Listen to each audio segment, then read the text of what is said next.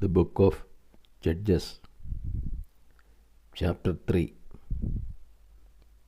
Hear the word of the Lord. Nations remaining in the land. Now these are the nations which the Lord left to test Israel by them. That is, all in Israel who had no experience of any war in Canaan. It was only that the generations of the people of Israel might know war, that he might teach war to such at least as had known it before. These are the nations, the 5 lords of the Philistines, and all the Canaanites, and the Sidonians, and the Hivites, who dwelt on Mount Lebanon, from Mount Baal-Hermon, as far as the entrance of Hamath. They were for the testing of Israel, to know whether Israel would obey the commandments of the Lord, which he commanded their fathers by Moses. So the people of Israel dwelt among the Canaanites, the Hittites, the Amorites, the Perizzites, the Hivites, and the Jebusites. And they took their daughters to themselves for wives, and their own daughters they gave to their sons, and they served their gods. Othniel. And the people of Israel did what was evil in the sight of the Lord, forgetting the Lord their God, and serving the Baals and Ashtaroth. Therefore the anger of the Lord was kindled against Israel, and he sold them into the hand of Cushan Rishathaim, king of Mesopotamia. And the people of Israel served Cushan Rishathaim 8 years. But when the people of Israel cried to the Lord raised up a deliverer for the people of Israel, who delivered them, Othniel the son of Kenaz, Caleb's younger brother. The Spirit of the Lord came upon him, and he judged Israel. He went out to war, and the Lord gave Cushan Rishathaim, king of Mesopotamia, in his hand, and his hand prevailed over Cushan Rishathaim. So the land had rest 40 years. Then Othniel the son of Kenaz died. Ehud. And the people of Israel again did what was evil in the sight of the Lord. And the Lord strengthened Eglon, the king of Moab, against Israel, because they had done what was evil in the sight of the Lord. He gathered to himself the Ammonites and the Amalekites, and went and defeated Israel.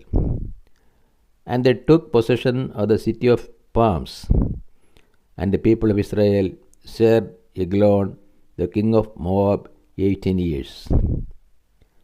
But when the people of Israel cried to the Lord raised up for them a deliverer, Ehud the son of Gera, the Benjaminite, a left-handed man.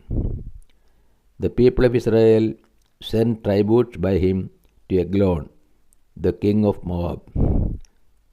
And Ehud made for himself a sword with 2 edges, a cubit in length, and he girded it on his right thigh under his clothes. And he presented the tributes to Eglon, king of Moab.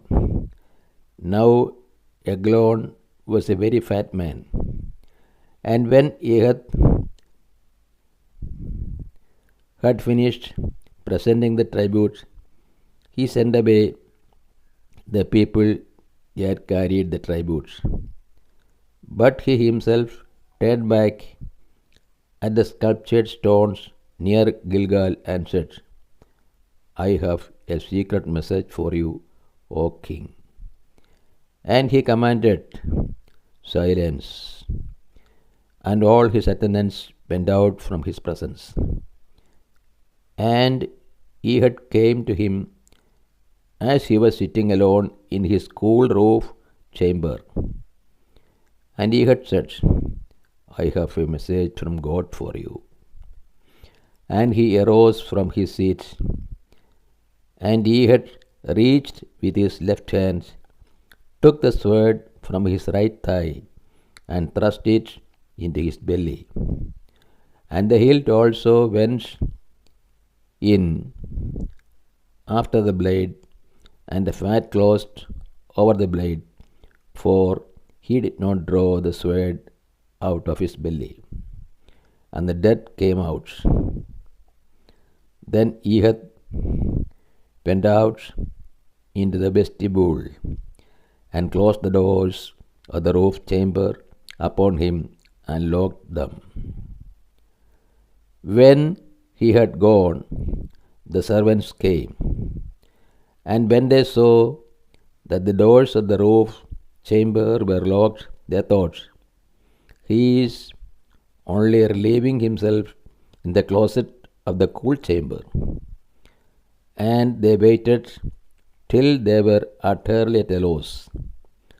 But when he still did not open the doors of the roof chamber, they took the key and opened them.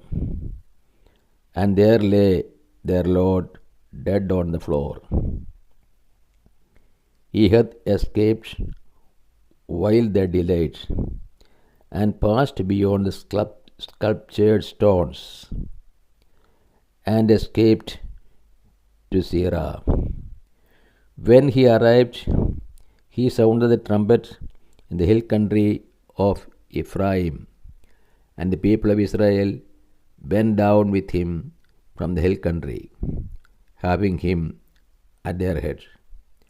And he said to them, Follow after me, for the Lord has given your enemies, the Moabites, into your hand. So they went down after him, and seized the fords of the Jordan against the Moabites, and allowed not a man to pass over. And they killed at that time about 10,000 of the Moabites, all strong, able-bodied men. Not a man escaped. So Moab was subdued that day under the hand of Israel, and the land had rest for 80 years. Shamgar. After him was Shamgar, the son of Anath, who killed 600 of the Philistines with an oak goad, and he too delivered Israel. This is the word of the God to us.